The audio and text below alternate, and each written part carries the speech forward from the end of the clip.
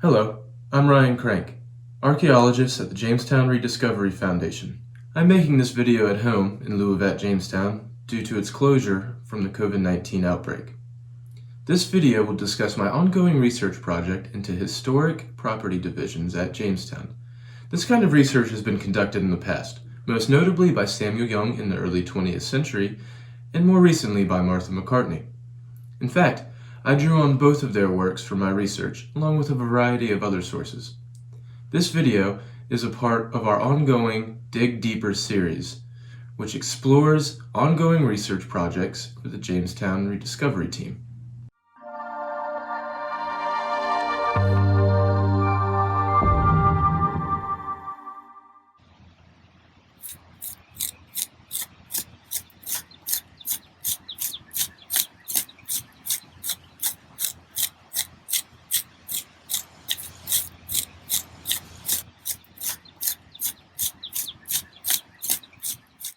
We are revisiting property boundaries because we are continually uncovering new information about the layout of the town at different times. Some of this information is coming from archaeological excavations, our work at the fort, as well as our work with the National Park Service at the Angela site in Newtown. Other sources of information are coming from historical documents, ground-penetrating radar surveys, as well as other landscape studies. My research is focused on two areas in particular. The first is the Angela site, where Angela, one of the first Africans to arrive in English North America in 1619, lived and worked. Angela was an enslaved woman, brought to Jamestown by Captain William Pierce.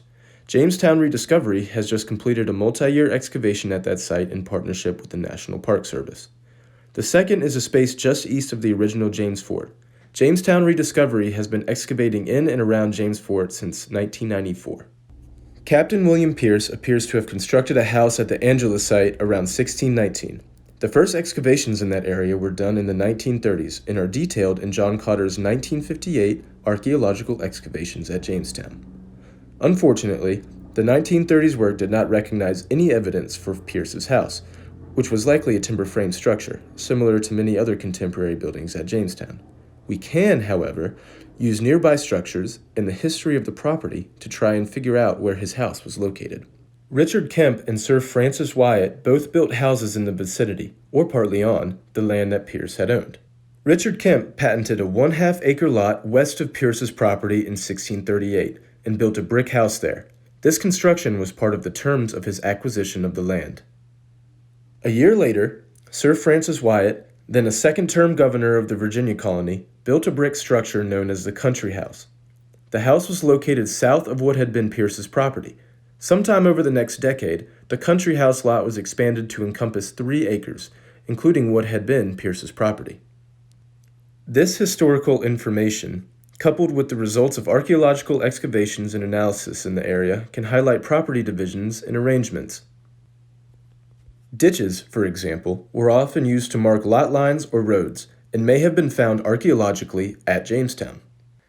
In addition, orientation of buildings can indicate where nearby features such as roads were located. For example, the discovery of a hearth on the south wall of Kemp's house suggests that it was entered from the north side.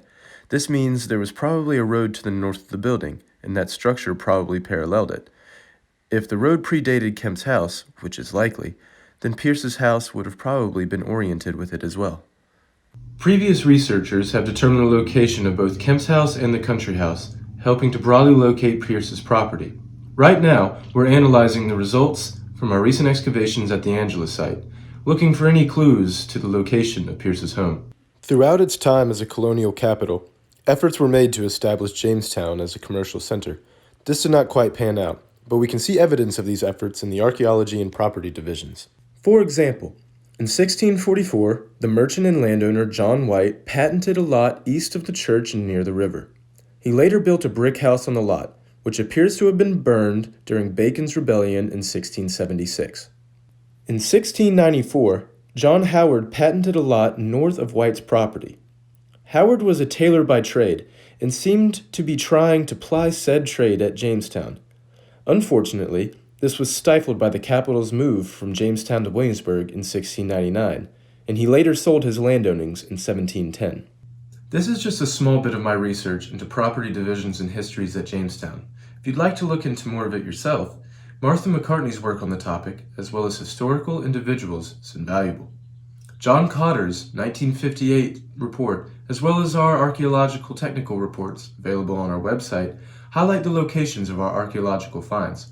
Finally, Dr. Audrey Horning has done thorough research on Jamestown archaeology and its place in a wider English colonial world.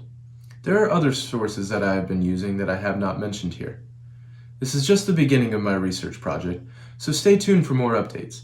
And thanks for watching Dig Deeper.